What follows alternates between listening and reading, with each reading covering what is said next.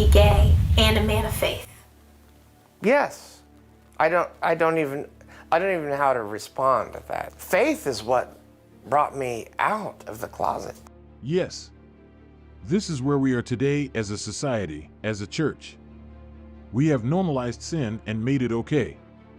The church and church leaders who are supposed to condemn it and call it out as sin are instead the ones not only advocating it, but also practicing it proudly and openly.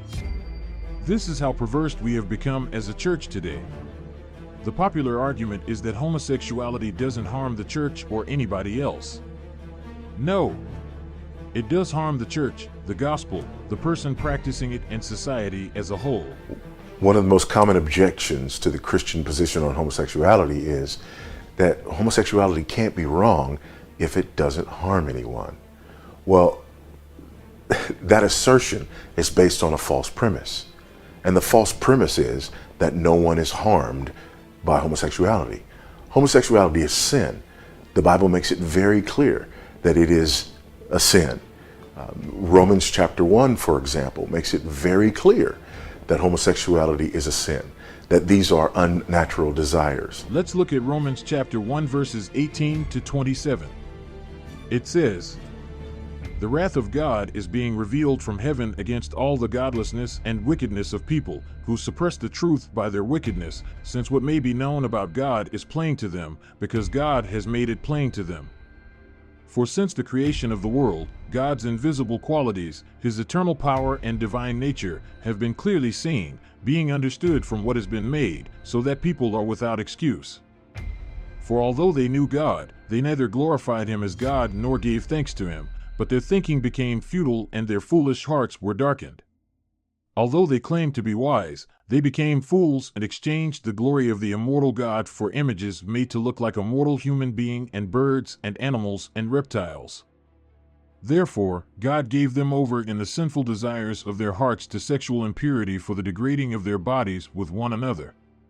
They exchanged the truth about God for a lie, and worshipped and served created things rather than the Creator, who is forever praised. Because of this, God gave them over to shameful lusts. Even their women exchanged natural sexual relations for unnatural ones. In the same way, the men also abandoned natural relations with women and were inflamed with lust for one another. Men committed shameful acts with other men and received in themselves the due penalty for their error. I don't know about you all, but reading verse 27 is a little scary to me. Imagine God handing you over to your own shameful lust. Who is going to save you then? Well, right now, a pastor serving at Prince of Peace in Pickerington is making history. History he hopes to continue through his congregation and beyond. 10 TV's Ashley Barnanson has Pastor Douglas Grace's message. Oh, I can barely stop crying. Pastor Douglas Grace says it's hard to dry his eyes as he cries tears of joy. Originally from Coshocton, Grace has made his way back to his home state. He most recently served in Washington, D.C. After 33 years in ministry, he is now officially ordained and says he's the first openly gay pastor in the Presbyterian Church in Greater Columbus. It's okay to be who you are, and it's to be inclusive, and it's to be loving, and it's to be missional. Can you be gay and a man of faith? Yes. I don't even know how to respond to that. Faith is what brought me out of the closet. Grace says he is building his congregation on love above all else. It's not about this political and politics and things. It's like, have you actually read the Bible? Let's read verse 27 again. It says, "Because of this, God gave them over to shameful lusts. Even their women exchanged natural sexual relations for unnatural ones. In the same way, the men also abandoned natural relations with women and were inflamed with lust for one another. Men committed shameful acts with other men and received in themselves the due penalty for their error." Yes, this right here is proof that God hates this practice and it is a sin, period. He says his 100-plus congregation is focused on nurturing the community from what he calls the COVID coma, fighting discrimination and serving those in poverty, together as one. Jesus said, you gotta be one. We have to be one.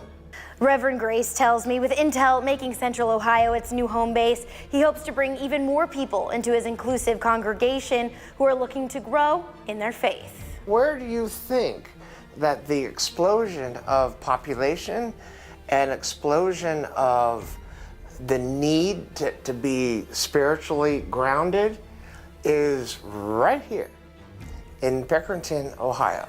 He says he hopes this is a big step for the faith community, but there's still a lot of work to be done. Why do you still get teary-eyed, do you think? Like, what thoughts come to you? Because of the hope. I mean, the hope and the fear that it's going to be taken away again. So first and foremost, homosexuality harms the person who engages in the practice. This practice of sodomy or unnatural affections, unnatural sexual acts, harms the individual who is practicing them. Number one, because in many ways, it dehumanizes them. The essence of our humanity is that we're created in the image of God. God creates us in his image, and he creates us male and female, these two corresponding halves of humanity. And the bringing together of these two corresponding halves in a one flesh union that we call marriage is the essence of what it means to be human. It's the essence of what it means for man to be made in the image of God. When we turn this around and turn men toward men and women toward women, we are actually dehumanizing and degrading ourselves.